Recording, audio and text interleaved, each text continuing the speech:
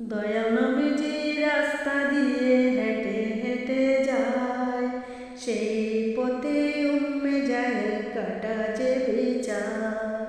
দয়াল নবীজি রাস্তা দিয়ে হেঁটে হেঁটে যায়, সেই পথে উম্মে জাহেল কাটা যে বিচার। দয়াল নবীজি রাস্তা দিয়ে হেঁটে হেঁটে যায়, সেই পথে উম্মে জাহেল কাটা যে বিচার।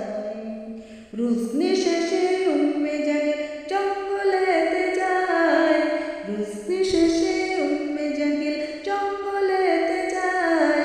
কিসব কুসব কাটা দিয়ে সেই পথে